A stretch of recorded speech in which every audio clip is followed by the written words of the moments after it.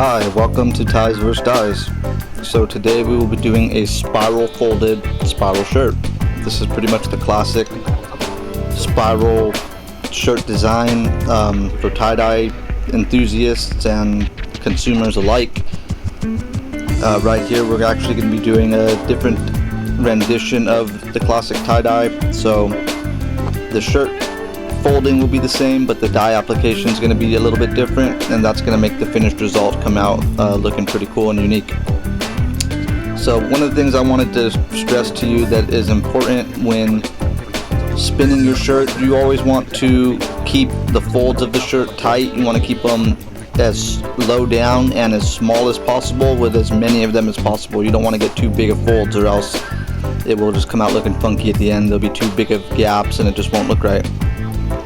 Another thing to keep in mind is when you're going to tie off the shirt, when you're actually going to start to bind it, how I'm doing here in the video, you want to keep your hand pressed on the center of the shirt. How I'm doing every time I pull it, that's what I'm doing. I keep the shirt flat.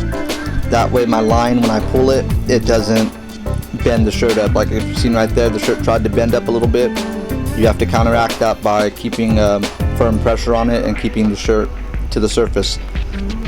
Another thing is that right here I'm using fishing line, and fishing line's actually pretty good for these shirts because it's flexible, and when you're applying the dye, it doesn't cause the dye to move or drip or get caught up on it. With other materials, I've seen it actually retain some dye, and then it just has a negative effect on the outcome.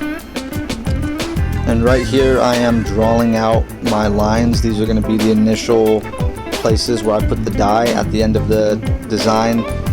These are going to be just where the lighter color dyes are going to go. And so I drew that on both sides of the shirt, I'm sorry. And here we go. So see all these, you notice all these little loose ends on the shirt? You don't want those, because when you apply the dye, you want it to all be compact and constricted as it is here. And so let's get into the dye application.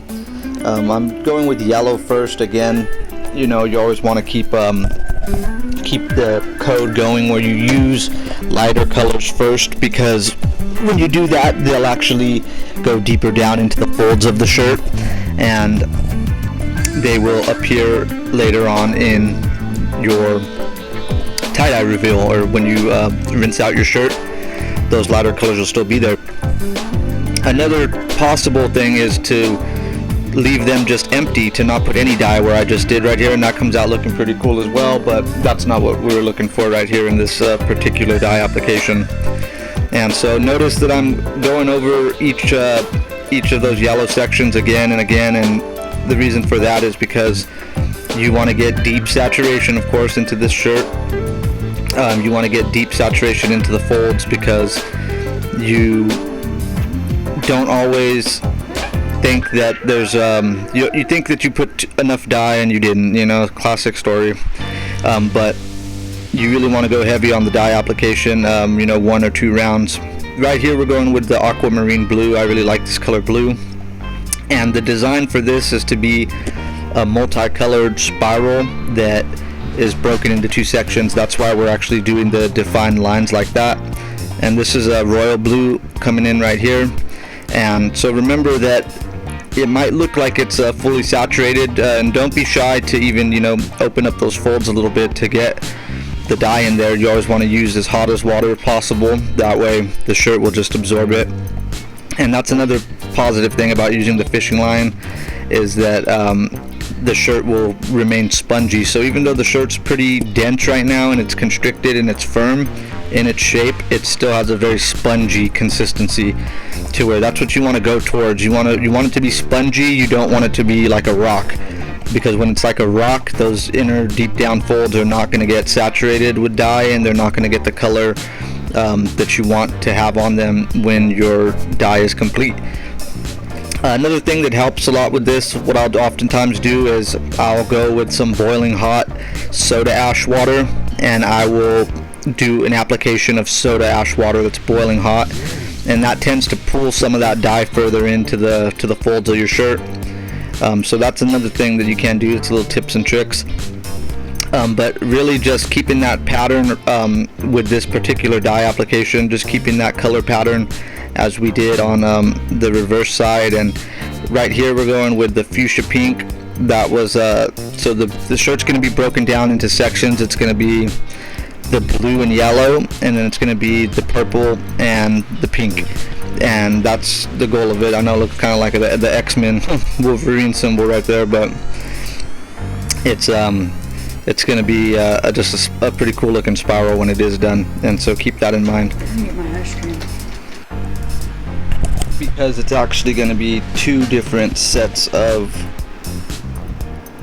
complementing colors, and so yeah, just go heavy on that dye and do additional rounds as needed. Do an extra passovers with those lighter colors towards the end. Just do an extra passover before you're done, and remember that your saturation is key. And then yeah, when we flip it over, just follow that same pattern, lay out that aquamarine blue, you know, come in with those royal blues, come in with the fuchsia pink. And this is a really good pattern, this X pattern, separated into two different sections. So you cut the X and then you put two different distinct patterns on each opposite corresponding X. So the top and the bottom, the side and the side, those will be, if you notice here, they're two distinct color patterns that I'm using. And what that does is it breaks down your spiral into a multi-segmented spiral. So it'll only have 4 main twists coming out of it, but they're going to be equal and opposite of each other, and it's a really cool look. It's something really interesting. I don't see a lot of people doing it, and I would highly recommend it. It's an easier one. Just follow this pattern I've done here and you'll get some outstanding results. And so here we go. This is that shirt. This is what I was talking about. Notice those spirals right there. We got the purple and the pink, and then we got the yellow, green, and blue. And the way that you achieve that smokiness color is by the multicolored pinks, the multicolored blues, and those purples, of course. Alright, so well, we hope you enjoyed this video. We hope you learned something. We hope you had a good time. We hope that this was educational. And please like and subscribe, of course. And we will see you in the next one. Remember, don't be afraid. Get out there, tie-dye the world. And let us know if you need any help, if you have any questions, comments, or concerns. Alright, well, we love you. Bye-bye.